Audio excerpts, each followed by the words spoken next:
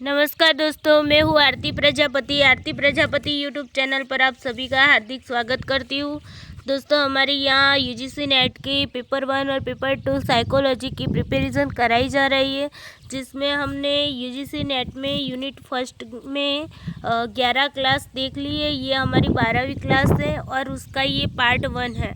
ये जो टॉपिक है वो हमारे लिए बहुत ही इम्पोर्टेंट होगा, क्योंकि इनमें से बहुत सारे क्वेश्चंस आते हैं। तो चलिए देखते हैं शिक्षण की विधियों के बारे में।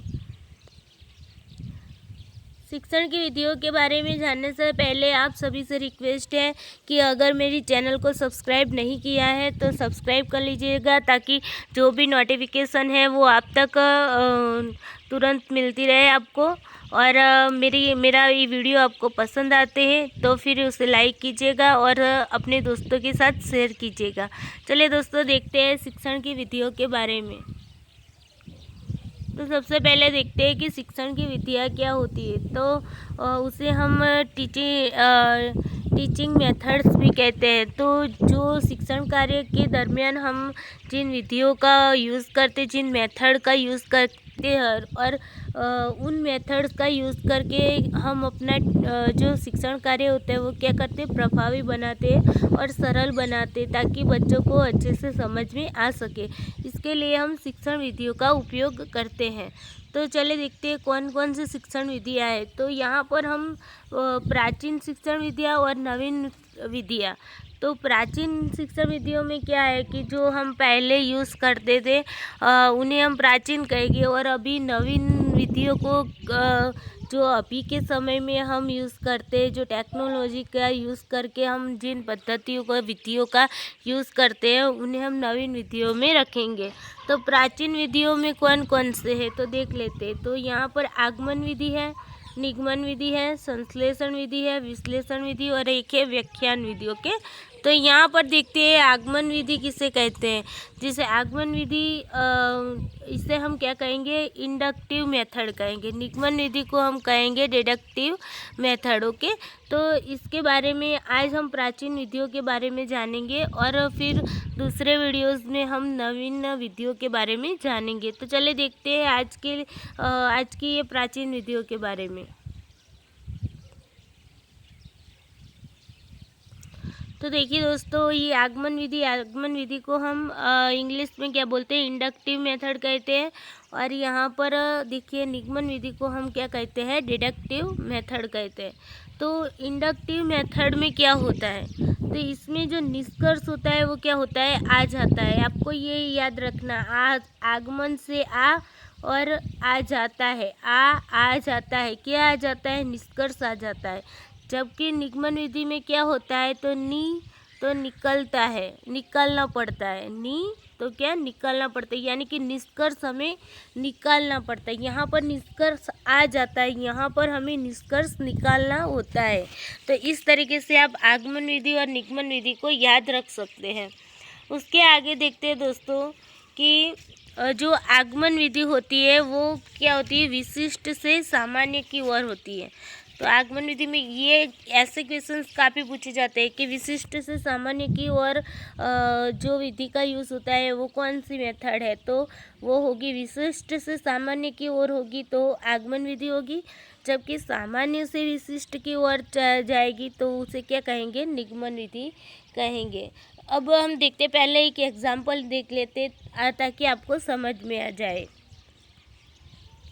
यहाँ पर मैं एक एग्जाम्पल लिख देती हूँ कि राम मरणशील है। क्या है, राम मरणशील है। ओके, उसके बाद में दूसरा लिखती हूँ, श्याम मरणशील है, श्याम मरणशील है। ओके, उसके बाद में लिखती हूँ कि सोहन मरणशील है, सोहन क्या है, मरणशील है। ओके, तो इन सभी के ये क्या है, ये सब विशिष्ट है। ओके, ये सब विशिष्ट है और इसके आधार पर मैं एक सामान्य नियम लागू करती हूँ। वो क्या है कि सभी मनुष्य क्या है, सभी मनुष्य मरणशील है, मरणशील है। ओके, तो ये मैंने क्या किया कि राम मरणशील है, श्याम मरणशील है, सोहन मरणशील है, तो ये तीनों मरणशील है। इसका मतलब ये हुआ कि सभी मनुष्य कैसे हैं, मरणशील है। तो ये हमारा निष्कर्ष हुआ। ये क्या हुआ, निष्कर्ष हुआ। ओके, तो विशिष्ट से किसकी ओर गए हम, विशिष्ट से सामान्य की ओर गए। राम मरणशील है, वो विशिष्ट है। श्याम मरणशील है, वो विशिष्ट है। सोहन मरणशील है, ये विशिष्ट है। और उसके आधार पर मैंने एक सामान्य नियम बना दिया है कि सभी मनुष्य क्या है, मरणशील है। तो इसे हम क्या कहेंगे, आगमन विधि। क्या कहेंगे, आगमन विधि। इसे हम आगमन विधि कहेंगे। ओके, जिसमें निष्कर्ष आ जाता है। यहाँ पर निष्कर्ष ऑटोमेटिकली आ गया है। ओके, अब दूसरा एग्जाम्पल ले लेते हैं। तो दूसरा एग्जाम्पल है a plus B square is equal to A square plus B square plus 2ab। Okay, 2ab ये क्या है। तो आप बोलेंगे ये तो एक सूत्र है ना। ये क्या है, एक सूत्र है। तो ये एक सूत्र है, क्या एक नियम है, क्या है, नियम है। सूत्र है, इसका मतलब क्या होगा, ये एक नियम है। अब यह नियम आपको टीचर ने पढ़ा दिया और फिर आपको बताया कि 2 + 3 और उसका स्क्वायर। ओके, इसको आप इसकी जो कीमत है वो निकाली। तो आप क्या करोगे, ये जो आपको ये नियम बता दिया गया और उसके आधार पर अब आपको क्या करना है, उसके आधार पर इसका आपको आंसर लाना है। तो आप क्या करेंगे, 2 स्क्वायर प्लस 3 स्क्वायर प्लस 2 और यहाँ पर 2 और 3 यानी 2 × 3। ओके, तो इस तरीके से आप इसे इस्तेमाल करेंगे। यानी कि ये क्या किया आपने, आप नियम से कहाँ की ओर गए, उदाहरण की ओर गए।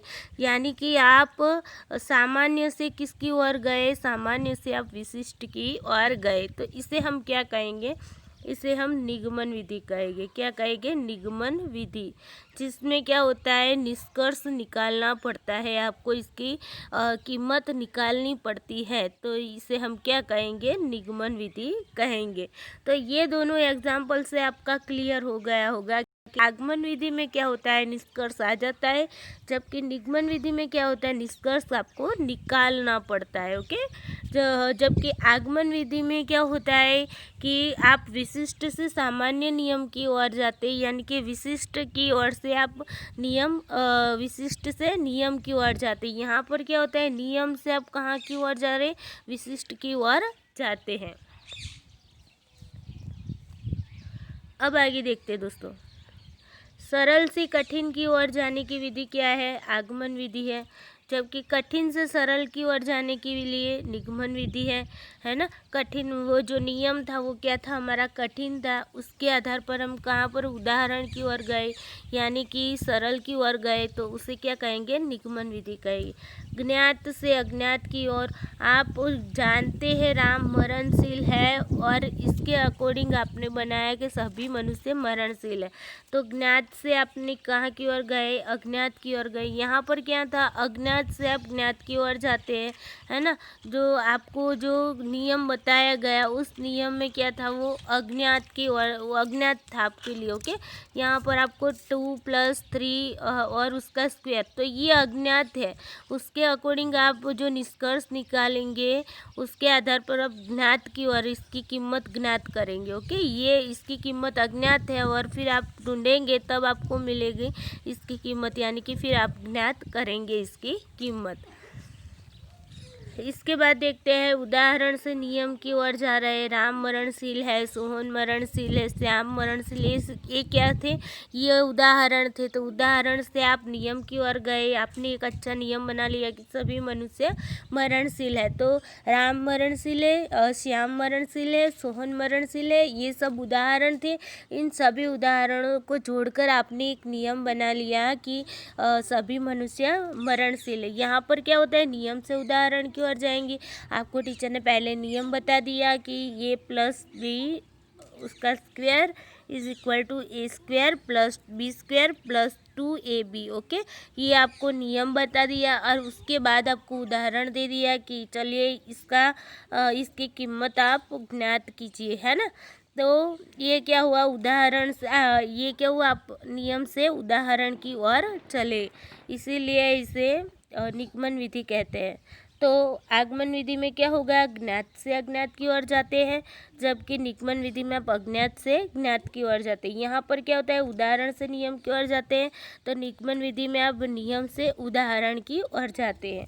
जबकि आगमन विधि में क्या होते हैं, आधार वाक्य से क्या क्या निकलता है, निष्कर्ष निकलता है, जो राम मरणशील है, सोहन मरणशील है, श्याम मरणशील है, ये सब क्या थे, ये सब हमारे आधार वाक्य थे। उसके अकॉर्डिंग हमने एक निष्कर्ष निकाला।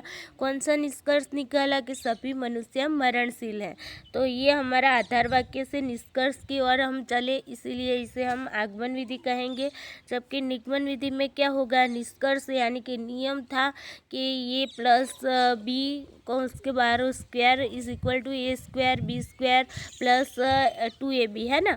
तो ये क्या था, हमारा निष्कर्ष था, और उसके आधार पर हम क्या किया, हम आधार वाक्य पर जाते हैं। जबकि तर्क वाक्य से आप सिद्धांत की ओर जाते हैं। राम मरणशील है, सोहन मरणशील, ये सब तर्क वाक्य हमारे, और उन तर्क वाक्य के आधार पर हम सिद्धांत यानी कि सभी मनुष्य मरणशील है उसकी ओर जाते हैं। जबकि यहाँ पर क्या होता है, सिद्धांत से हम तर्क वाक्य की ओर जाते हैं। आगमन विधि में क्या होता है, व्यष्टि से समष्टि की ओर आपको जाना होता है। जबकि निगमन विधि में क्या होता है, समष्टि से आप कहाँ की ओर, व्यष्टि की ओर जाते हैं। आगमन विधि जो होती है वो किसके लिए होती है, तो छोटी कक्षा के बच्चों के लिए ये आगमन विधि होती है, जो बच्चों को छोटे छोटे टुकड़े करके पढ़ाया जाता है। तो किसी इकाई है तो उसे हम क्या करेंगे, छोटे छोटे टुकड़ों में पढ़ाकर फिर उसे एक बड़े वाक्य में उसे हम सिखाएंगे। मान लीजिए कि यहाँ पर एक एग्जाम्पल और ले लेते हैं, जैसे कि हमने ये लिखा, राम खाना खा रहा है। अब इन सभी ये सब कार्ड है, शब्द कार्ड है, और उन शब्द कार्ड को हम क्या करेंगे, इन शब्द कार्ड को जोड़ एक पूरा वाक्य बना देंगे कि राम खाना खा रहा है। तो इस तरीके से ये क्या हुआ, ये हमारा होगा आगमन विधि। ओके, ये हमारी क्या होगी, आगमन विधि होगी।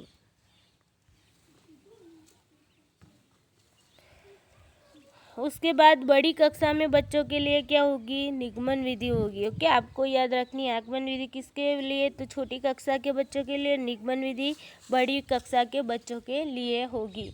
ओके, तो इस तरीके से आप आगमन विधि और निगमन विधि को याद रख सकते हैं। फिर से एक बार देख लेते हैं।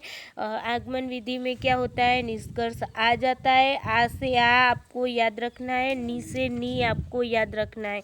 यानी कि निगमन विधि में निष्कर्ष क्या होता है, निकालना पड़ता है। यहाँ पर आगमन विधि में निष्कर्ष आ जाता है। विशिष्ट से सामान्य की ओर जाते हैं तो आगमन विधि, और सामान्य से विशिष्ट की ओर जाते हैं तो निगमन विधि। इसी तरीके से सरल से कठिन की ओर जाना होता है तो आगमन विधि, जबकि कठिन से सरल की ओर आप जाएंगे तो निगमन विधि। यहाँ पर हमें ज्ञात होता है, जो कुछ भी होता है वो हमें ज्ञात होता है, उससे हम अज्ञात की ओर जाते हैं। यहाँ पर हमारे पास कुछ अज्ञात होता है, उसके बाद हम ज्ञात करते हैं किसी कीमत को। ओके, यहाँ पर उदाहरण से हम नियम की ओर जाते हैं, तो यहाँ पर नियम से उदाहरण की ओर जाते हैं। आगमन विधि में आधार वाक्य से निष्कर्ष की ओर जाते हैं, जबकि निगमन विधि में निष्कर्ष से आधार वाक्य की ओर जाते हैं। आगमन विधि में तर्क वाक्य से सिद्धांत की ओर जाती है, जबकि निगमन विधि में हम क्या करते हैं, सिद्धांत से तर्क वाक्य की ओर जाते हैं। आगमन विधि में व्यष्टि से हम कहाँ पर जाते हैं, समष्टि की ओर जाते हैं, जबकि निगमन विधि में समष्टि से हम कहाँ पर जाते हैं, व्यष्टि की ओर जाते हैं। और आगमन विधि छोटे बच्चों के लिए, जबकि निगमन विधि बड़ी कक्षा के बच्चों के लिए होती है।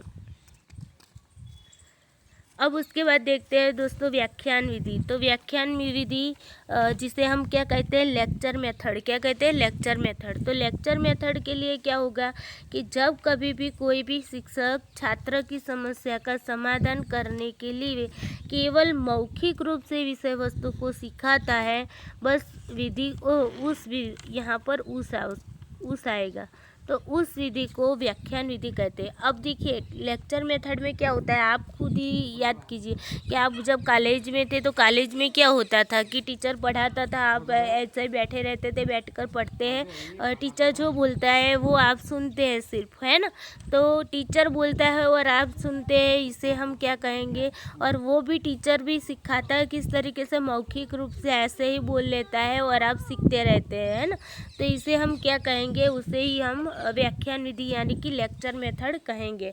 यहाँ पर क्या होता है, लेक्चर मेथड में शिक्षक जो होता है वो अधिक सक्रिय होता है, यानी कि शिक्षक की भूमिका ज़्यादा होती है और बच्चे सिर्फ श्रोता बनकर बैठे रहते हैं। तो यहाँ पर छात्र क्या होते हैं, छात्र निष्क्रिय हो जाते हैं।